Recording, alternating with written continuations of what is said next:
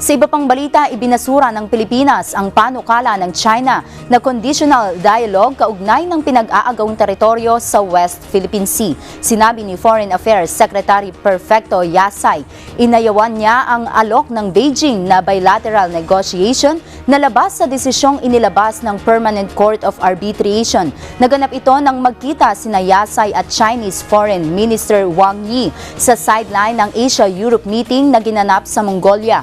Ayon kay Yasay, binigyang diin niya sa China na hindi sang-ayon sa Constitution at national interest ng bansa ang nais mangyari ng Beijing.